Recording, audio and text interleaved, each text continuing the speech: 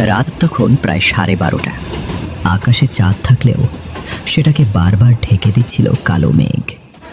আর এমন নির্জন রাতেই ট্রেন থেকে নামলো কলকাতার এক প্রাইমারি স্কুলের শিক্ষক সুভাষ।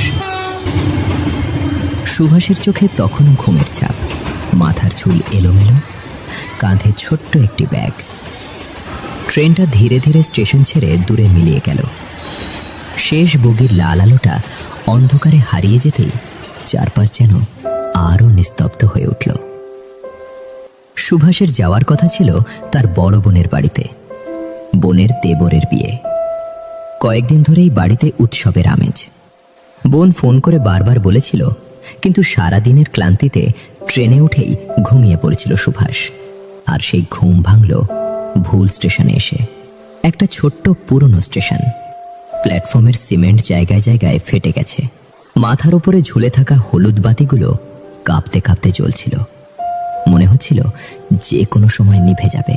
টিকিট কাউন্টার বন্ধ। দরজার উপরে মরিচা ধরা তালা ঝুলছে। এই যে ভাই, কেউ আছেন? তার গলার শব্দ পুরো স্টেশনে প্রতিধ্বনিত হলো। কোনো উত্তর নেই, শুধু দূরে কোথাও ঝিঁঝি পোকার ডাক। দূরে রেল লাইনের ওপর হালকা কুয়াশা জমেছে। মাঝে মাঝে বাতাস এসে সেই কুয়াশাগুলোকে সরিয়ে দিচ্ছে। আর প্ল্যাটফর্মের ওপরে ঝুলে থাকা ভাঙা বাতিটা কাঁপতে কাঁপতে অদ্ভুত ছায়া তৈরি করছিল। এমন সময় দূর থেকে ভেসে এলো একটা অচেনা কণ্ঠ। বাদাম বাদাম, গরম বাদাম, বাদাম নিবেন? বাদাম। সুভাষ চমকে উঠে তাকালো। অন্ধকার ভেদ করে একজন লোক ধীরে ধীরে এগিয়ে আসছে। তার কাঁধে টিনের বাদামের বাক্স, গলায় ময়লা গামছা, মাথায় পুরনো টুপি। লোকটার বয়স 50-এর মতো, কিন্তু মুখে অদ্ভুত ক্লান্তি। বাদাম লাগবে বাবু? সুভাষ একটু স্বস্তি পেল। অন্তত একজন জীবিত মানুষ পাওয়া গেছে। এই স্টেশনে আর কেউ আছে? লোকটা উত্তর দিল না। চুপচাপ চারপাশে একবার তাকালো, তারপর ধীরে ধীরে সুভাষের পাশে এসে বসল। টিনের বাক্সটা নামিয়ে রাখতেই ক্যাচ করে একটা শব্দ হলো। এই স্টেশনে নতুন বুঝি? হ্যাঁ, ভুলে নেমে গিয়েছি। আমার নামার কথা ছিল আরেকটা স্টেশনে। লোকটা ধীরে মাথা নেড়ে বলল, এই স্টেশনে যারা ভুল করে নামে তাদের বেশিরভাগই রাতটা ভুলতে পারে না। সুভাষ অবাক হয়ে তাকালো। কেন? কি হয়েছে এই স্টেশনে? লোকটা চারপাশে তাকালো, যেন কেউ শুনছে কি না দেখছে। তারপর নিচু গলায় বলল, অনেক বছর আগে এটা খুব ব্যস্ত স্টেশন ছিল। রাত দিন ট্রেন যেত আর আসতো, মানুষে ভরা থাকতো পুরো জায়গা। তারপর এক রাতে একটা দুর্ঘটনা ঘটে, ভয়ানক দুর্ঘটনা। মাঝরাতে একটা ট্রেন লাইনচ্যুত হয়ে এই স্টেশনের কাছে অনেক মানুষ মারা যায়। কেউ বলে সেদিন সাহায্যের জন্যে অনেকে চিৎকার করছিল, কিন্তু ঝড়ের শব্দে কেউ শুনতে পায়নি। তারপর থেকে স্টেশন বদলে যায়। রাত বাড়লে এখানে অদ্ভুত সব ঘটনা ঘটে। কিরকম? লোকটা এবার সরাসরি তার চোখের দিকে তাকালো। অনেকেই বলে মাঝরাতে এখানে ট্রেনের শব্দ শোনা যায়, কিন্তু লাইনে কোনো ট্রেন থাকে না। আর একটা কথা মনে রাখবেন বাবু। কি কথা? বাদামওয়ালা ধীরে ধীরে উঠে দাঁড়ালো। তার মুখটা হঠাৎ অদ্ভুত গম্ভীর হয়ে গেল। এখানে যদি কখনো হারিকেন হাতে কোনো বৃদ্ধ লোককে দেখতে পান, তার কাছ থেকে দূরে থাকবেন। সুভাষ হতভম্ব হয়ে তাকিয়ে রইল। কেন? লোকটা উত্তর দিল না। তারপর অন্ধকারের দিকে হাঁটতে হাঁটতে আবার বলতে লাগলো, বাদাম বাদাম। কয়েক সেকেন্ডের মধ্যেই লোকটা কুয়াশার মধ্যে মিলিয়ে গেল। আর পুরো স্টেশন আবার আগের মতো নিস্তব্ধ হয়ে পড়ল। সুভাষ বেঞ্চের ওপর চুপচাপ বসে রইল। তার মাথার ভেতর ঘুরছিল লোকটার কথাগুলো। অদ্ভুত এক অস্বস্তি বুকের মধ্যে জমে উঠছিল ধীরে ধীরে। হঠাৎ এক ফোঁটা পানি এসে পড়ল তার হাতে, তারপর আরেকটা। সুভাষ মাথা তুলে আকাশের দিকে তাকালো। কালো মেঘ পুরো আকাশ ঢেকে ফেলেছে। কয়েক সেকেন্ডের মধ্যেই শুরু হলো বৃষ্টি।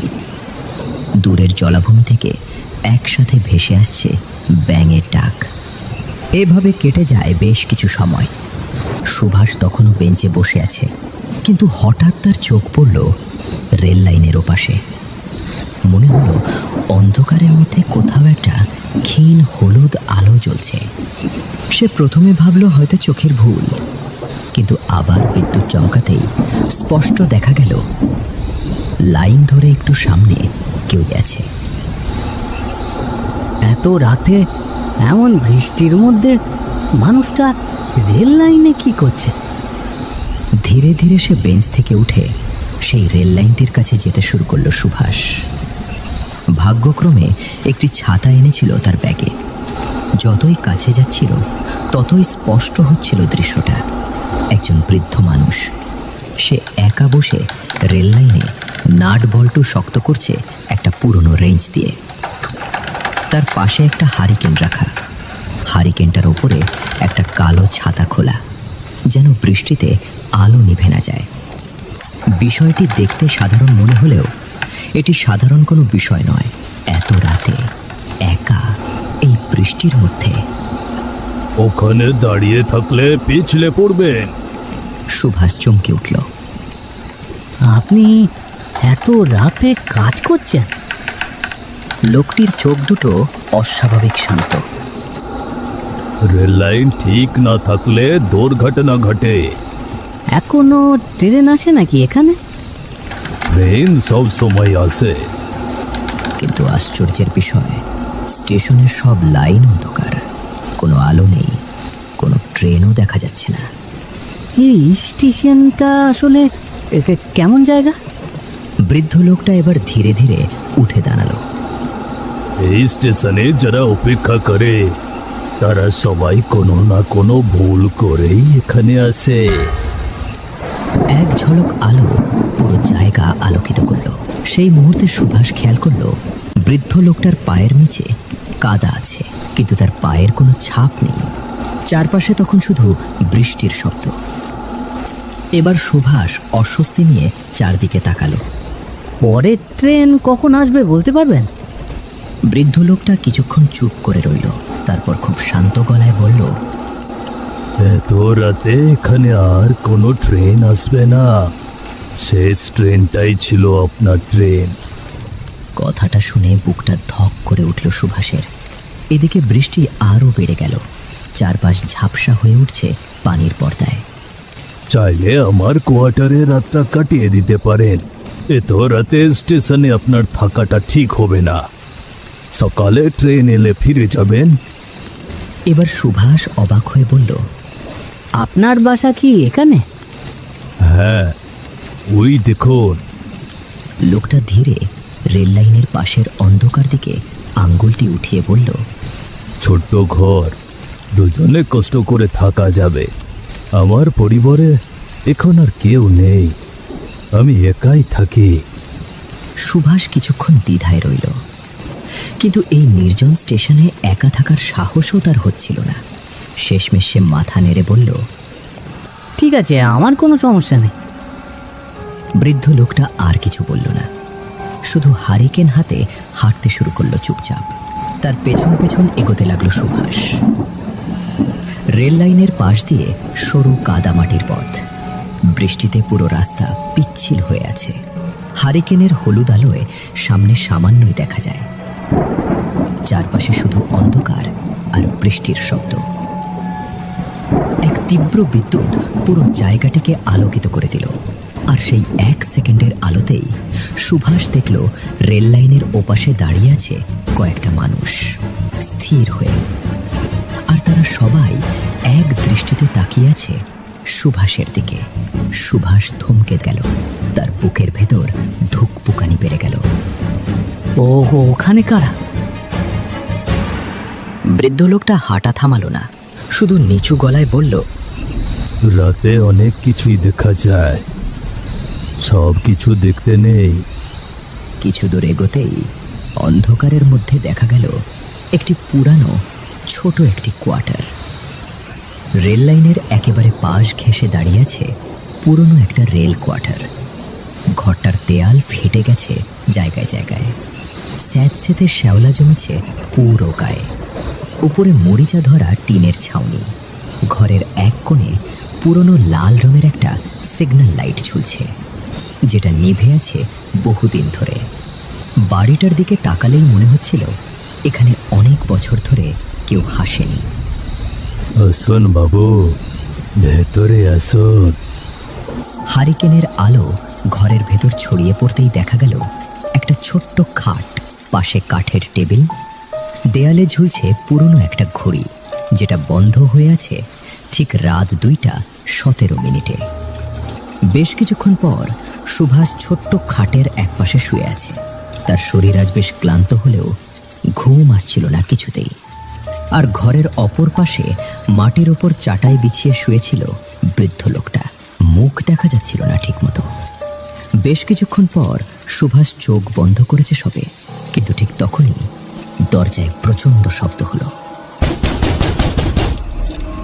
সুভাষ চমকে উঠে বসতেই আবারও সেই শব্দ। মনে হচ্ছিল এই বুঝি দরজা ভেঙে যাবে। সুভাষ ভয় নিয়ে দরজার কাছে এগিয়ে যেতেই শুনতে পেল এক অচেনা কণ্ঠস্বর। দাদা, দরজা খুলেন। সুভাষ কাপা হাতে দরজা খুলতেই সে দেখতে পেল অচেনা 4-5 জন মানুষ হাতে লাঠি নিয়ে দাঁড়িয়ে আছে। তাদের সঙ্গে সেই বাদামওয়ালাটাও আছে। দাদা, এখানে কি করছেন? আমি আমি এই বৃদ্ধ লোকটার সাথে আছি। আজ রাতটা ওনার এখানে থাকবো বলে এসেছি। লোকগুলো অবাক হয়ে একে অপরের মুখের দিকে তাকালো। স্পষ্ট বোঝা যাচ্ছে তাদের চোখে মুখে আতঙ্কের ছাপ। এমন সময় একজন লাঠিওয়ালা লোক নিচু গলায় বলল, কোন বৃদ্ধ? এই তো রুমে ঘুমাচ্ছে। কথাটা শুনে হঠাৎ সবাই চুপ হয়ে গেল। বৃষ্টির শব্দ ছাড়া আর কিছু শোনা যাচ্ছিল না। এরপর বাদামওয়ালাটি ধীরে ধীরে বলল, দাদা, এখানে কোনো বৃদ্ধ থাকে না। যিনি থাকতেন তার মৃত্যু হয়েছে প্রায় 15 বছর আগে। মুহূর্তেই সুভাষের শরীর এক প্রকার ঠান্ডা স্রোত বইতে শুরু করলো। সুভাষ কাঁপতে কাঁপতে ঘরের ভেতরে প্রবেশ করতেই দেখল হারিকেনের আলো তখনও দুলছে। খাটটার দিকে চোখ পড়তেই সুভাষ লক্ষ্য করল খাটের উপরে শুয়ে আছে একটা শুকনো কঙ্কাল। মাথার পাশে পড়ে আছে মরিচা ধরা হারিকেন। কঙ্কালটার ফাঁকা চোখের গর্ত যেন তার দিকেই তাকিয়ে আছে। সুভাষের শ্বাস বন্ধ হয়ে আসছিল। সে দৌড়ে বাইরে বেরিয়ে আসতেই সে লক্ষ্য করল আরও অদ্ভুত এক জিনিস। যারা দাঁড়িয়েছিল তাদের চেহারা বদলে গেছে। লাঠি হাতে গ্রামবাসীদের মুখ অস্বাভাবিক ফ্যাকাশে। কারো চোখ নেই, কারো গাল পচে গেছে, আর বাদামওয়ালার মুখে ভয়ঙ্কর বিকৃত হাসি। এরপর সকলে একসাথে বলল, থেকে যান দাদা, থেকে যান। আমাদের সঙ্গে এই স্টেশনে থেকে যান। সুভাষ আর 1 সেকেন্ডও দাঁড়ালো না। বৃষ্টি ভেজা কাদামাটির রাস্তা ধরে প্রাণপণে ছুটতে লাগলো সে। দৌড়াতে দৌড়াতে তার শ্বাস প্রায় বন্ধ হয়ে যাচ্ছিল। হঠাৎ সামনে একটা গ্রামের রাস্তা দেখা গেল। রাস্তার পাশে দাঁড়িয়ে আছে একটা গরুর গাড়ি। 2টি গরু মাথা নিচু করে দাঁড়িয়ে আছে বৃষ্টির মধ্যে। আর গাড়ির ওপর শুয়ে নাক ডেকে ঘুমাচ্ছে এক গারোয়ান। ও ভাই, ওঠেন ওঠেন। লোকটির কোনো নড়াচড়া নেই। ভাই ভাই, আমাকে আমাকে বাঁচান। গারোয়ানকে সবকিছু খুলে বলার পর গারোয়ান সুভাষকে গাড়িতে উঠিয়ে নিলেন। দাদাবাবু, ওই স্টেশনটিতে 15 বছর আগে একটা দুর্ঘটনা হয়েছিল। এক বৃদ্ধ ছিল, সেই রেল লাইনের পাশে ছোট্ট ওই কোয়ার্টারটাতে থাকতো। সে একদিন রাতে লক্ষ্য করলো রেল লাইনের নাটগুলো লাইন থেকে আলাদা হয়ে গেছে। সে তার সর্বোচ্চ চেষ্টা করে যাতে করে রেল দুর্ঘটনা না ঘটে, কিন্তু সেই ট্রেনটিকে সে দুর্ঘটনার হাত থেকে বাঁচাতে পারেনি, বরং হারানের পা আটকে গিয়েছিল সেই রেল লাইনে। মুহূর্তের মধ্যে হারানকে পিষে দিয়ে সেই ট্রেনটা চলে যায়। একটু সামনে এগোতেই ট্রেনটা উল্টে যায়। অনেক মানুষের মৃত্যু হয়েছিল দাদাবাবু। এই কথাগুলো শুনে এই স্টেশনে আর এক মুহূর্ত দাঁড়ালো না। একটি হোটেল ভাড়া করে সেখানে রাত্রি কাটিয়ে সকালে রওনা হলো তার দিদির বাড়ি।